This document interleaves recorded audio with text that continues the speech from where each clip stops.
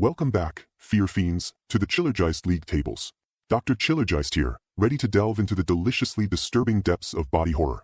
Joining me, as always, is the impeccably precise purveyor of data, Boris Bones. Today, we witness a clash of consciousness versus corporeal chaos. Boris, the air is buzzing with psychic energy and trans-dimensional dread for our fifth and final head-to-head in the body horror division. What monstrous marvels do we have vying for supremacy today? Indeed, Doctor. Today's matchup presents a fascinating conflict between the power of the mind and the horror of multidimensional mutation. In the corpse blue corner, we have the scanners, representing the terrifying potential of unleashed psionic abilities. And in the blood red corner, a truly grotesque entity, the creature from beyond, which is the transdimensional form of Dr. Edward Pretorius, embodying the ultimate violation of physical form. A battle of the brains versus the boundless. The controlled, albeit explosive, mental force against the utterly uncontrolled, squelching reality-bending horror. Boris, let's start by looking at the career trajectories of these two titans of transfiguration. In the corpse blue corner, we have the mind-bending menace of the scanners, a true pioneer of cerebral terror, haunting our screens since the early ADS. Boris, what do you make of their impact in the field? Subject Scanner's operational lifespan, commencing in 1981, demonstrates a significant psychic impact factor within the horror genre. Their consistency rating is high, Doctor, as their core methodology, cranial detonation via telekinetic force, remains a consistently effective, if visually repetitive, means of subject termination. Exactly. Has their raw mental power stood the test of time, or have audiences become desensitized to their particular brand of head-splitting horror? And then, in the blood-red corner, we have the unsettling, reality-warping the creature from beyond. Subject Creature, originating in 1986, displays a high visceral discomfort index and a rapidly increasing biological mutation metric. Their future prospects appear statistically robust, Doctor, particularly given their ability to induce rapid, grotesque physical transformations in other organisms, transcending conventional biological limitations. Precisely. So, we have the focused, internal power of the mind versus the chaotic, external corruption of reality itself. Who truly dominates the realm of body horror transformation? After this brief look at their careers, we'll dive deep into the numbers that define their terror. Stay tuned for the tale of the tape.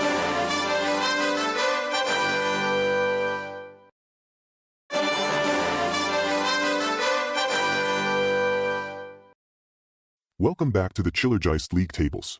Now for the numbers, Boris, the cold, hard facts that truly define our contenders.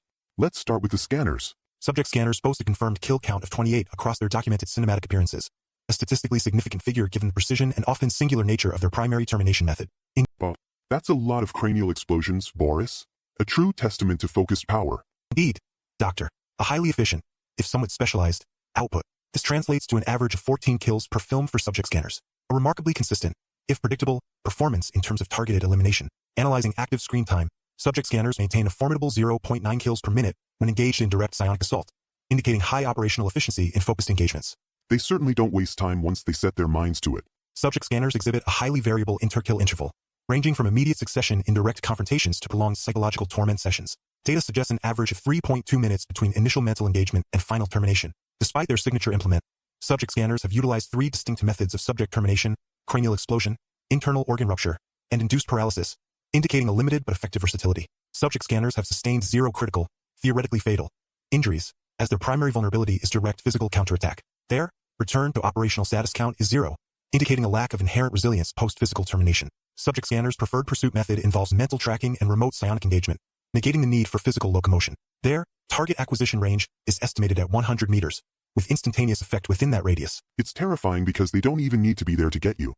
An efficient and psychologically potent tactic, Doctor. Based on a preliminary Chillergeist consensus poll and critical analysis, Subject Scanners maintain an 8.5 cerebral violation coefficient, particularly due to the perceived helplessness of their victims. Fascinating statistics for the scanners. Now, let's turn our attention to the other corner, Boris, the utterly bizarre and terrifying creature from beyond. Subject Creature, in its various manifestations, boasts a confirmed kill count of 12 across its documented cinematic appearance, a statistically significant figure that includes both direct host termination and indirect environmental casualties via mutation. More selective, but oh so much more messy. Indeed, Doctor. A highly impactful, if somewhat less numerous, output. This translates to an average of 12 kills per film for Subject Creature, a remarkably high, first strike, efficiency rating for a single entity. Analyzing active screen time of the primary transdimensional form, Subject Creature maintains a formidable 1.5 kills per minute when engaged in direct physical assimilation or mutation, indicating superior operational efficiency in close quarters. It just consumes them into its own horrifying being. That's true artistry. Subject Creature exhibits a highly variable inter-kill interval, ranging from immediate succession during direct physical contact to prolonged periods of induced psychological torment and mutation. Data suggests an average of 2.1 minutes between initial exposure and final corporeal assimilation. Subject creature's biological weapon versatility is exceptionally high. Doctor, with demonstrated ability to utilize multiple tentacular appendages, projectile acidic secretions, and internal bioweaponry, resulting in a score of 7. Subject creature, while physically vulnerable when fully manifested, possesses a collective dimensional resilience factor of 0.8. Its return to operational status count is 1, indicating a capacity for remanifestation if its core energy source, the resonator, remains active. Subject creature's preferred pursuit method involves manifesting partially or fully in our dimension, leveraging its numerous appendages for locomotion and ensnarement. Pursuit speed is variable, achieving a maximum of 5 miles per hour via tentacular propulsion. It's not about speed, Boris. It's about the inevitability of being dragged into that horrifying mess. An inefficient but psychologically potent tactic, Doctor. Based on a preliminary Chillergeist consensus poll and critical analysis, subject creature maintains a 9.1 transdimensional abomination coefficient, particularly due to its profound violation of biological and spatial norms. What a contest, Boris. Both terrifying in their own right, but with such distinct approaches to body horror. The scanners, with their precise, cerebral destruction, and the creature from beyond, with its chaotic, squelching, multidimensional assimilation. Indeed, Doctor, the scanner's strength lies in their ability to weaponize the mind, offering a clean, if shocking, form of termination. The creature, however, excels in raw, grotesque transformation, blurring the lines between dimensions and biological forms. Their ability to corrupt and mutate makes them a more fundamentally disturbing threat. For the artistry of the kill, I have to appreciate the sheer, visceral horror of the creature from beyond. There's a beautiful, terrifying chaos to its method. Tentacles erupting, bodies melting, new appendages forming from raw flesh. It's the ultimate violation of form, a truly grotesque dance of biological deconstruction and recreation. The way it pulls victims into its dimension, transforming them into extensions of its own horrifying being, is a truly elegant expression of primal, cosmic dread. It's less about the precision of the kill and more about the relentless, artistic inevitability of total, squelching metamorphosis. Quantitatively, Doctor, while the scanners demonstrate higher overall kill volume and a superior cerebral violation coefficient, the creature exhibits a significantly higher kill efficiency per active screen minute and a superior transdimensional abomination coefficient, indicating a more profound and disturbing impact on the victim's physical and existential state. Its capacity for multidimensional operation also provides a unique threat profile. While I admire the scanner's focused power, the sheer craft of the creature, the way it warps reality and transforms its victims into something utterly alien and horrific, that's truly unsettling. It's a violation on multiple levels: physical, dimensional, and existential. The transformation, the grotesque beauty of the new forms, the merging of beings, it's all so rich in horrifying detail.